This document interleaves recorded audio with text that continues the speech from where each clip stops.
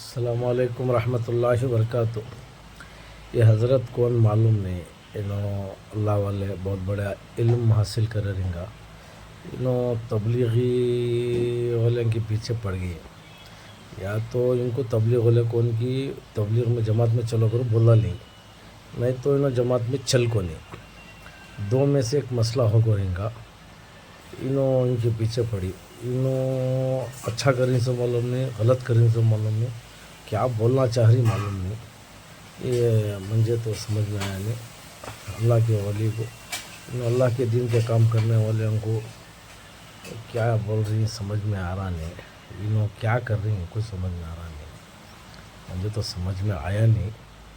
ان تک ویڈیو پہنچو. انہیں کرنا کیا چاہ رہی آخر, انہوں کیا کر رہی ان تک پہنچے تو اچھا ہے. السلام علیکم ورحمۃ اللہ وبرکاتہ. افسوس اس بات پر نہیں ہوتا کہ جاہل عوام مولانا کی ان باتوں کو ہمیشہ تسلیم کرنے کے لیے تیار رہتی ہے. افسوس تو اس بات پر ہوتا ہے کہ کچھ بڑے علماء بھی مولانا کی ان غلط باتوں کی فاسد اور باطل تعویلات بعیدہ کرنا شروع کر دیتے ہیں. دیکھیے مفتی منیر اخون صاحب مولانا کی اس بات کی تعویلات کیسے پیش کرنے کی کوشش کر رہے ہیں. اور تبلیغ کے 5 نمبروں میں 5 شعبوں کا اشارہ موجود ہے. چنانچہ پہلا نمبر کلمہ طیبہ ہے, لا الہ الا اللہ محمد رسول اللہ. تو یہ کلمہ طیبہ یہ گویا کہ عقائد کا عنوان ہے. عقیدے کا عقائد جو ہے اس کا عنوان ہے کہ اس کے تحت جتنے بھی عقائد ہیں اللہ کی ذات کے حوالے سے, صفات کے حوالے سے, نبوت کے حوالے سے, بعثت کے حوالے سے اور آخرت کے حوالے جتنے عقائد ہیں وہ سارے کلمہ طیبہ کے عنوان کے تحت آ گئے. کہہ رہے ہیں کہ پہلا نمبر جو ہے یہ سارے کے سارے عقائد کا عنوان ہے. اگر ایسی بات ہے تو تبلیغی جماعت کے اندر سارے کے سارے عقائد بھی سکھائے جاتے ہوں گے. اگر سارے کے سارے عقائد سکھائے جاتے ہیں تب تو یہ اجمال ٹھیک ہے, اور اگر سارے عقائد سکھائے نہیں جاتے یا سارے عقائد ان کو بتائے نہیں جاتے تو یہ اجمال نہیں بلکہ یہ اجمال دھوکہ ہے. سمپل سا سوال ہے کہ عقیدہ تحاویہ کے اندر اہل السنت والجماعت کے جتنے عقائد ہے کیا تبلیغی جماعت والوں کو یہ سارے عقائد بتائے جاتے ہیں, ان کی دعوت اور تبلیغ کی جاتی ہے؟ جس طرح مولانا سعد صاحب فرما رہے تھے تو کیا ہم ناقص دین کی تبلیغ کر رہے ہیں؟ یعنی ان کے نزدیک 6 نمبر کی تبلیغ کرنا کامل دین کی تبلیغ ہے. اگر کامل دین کی تبلیغ ہے تو کیا پہلے نمبر کے تحت سارے کے سارے اہل السنت والجماعت کے عقائد تبلیغی جماعت والوں کو سکھائے جاتے ہیں؟ دوسرے نمبر پر مفتی منیر اخون صاحب مولانا سعد صاحب کا دفاع کرتے ہوئے کہہ رہے ہیں دوسرا اس کے اندر نماز ہے. نماز عبادات کا عنوان ہے کہ جتنی بھی عبادات ہے اس نماز کے عنوان کے نیچے ساری عبادت آ گئیں, کیونکہ نماز بدنی عبادت ہے اور عبادت حقیقت میں بدنی ہوتی ہے.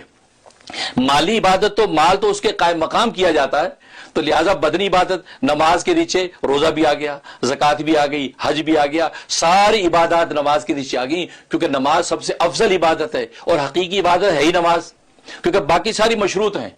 روزہ اگر صحت مند ہے تو روزہ ہے ورنہ نہیں, فدیہ دے دو. زکوٰۃ مالدار ہے زکوٰۃ دے دو ورنہ معاف. اگر مالدار ہے تو حج فرض ہے ورنہ نہیں. تو اصل عبادت نماز ہی ہے.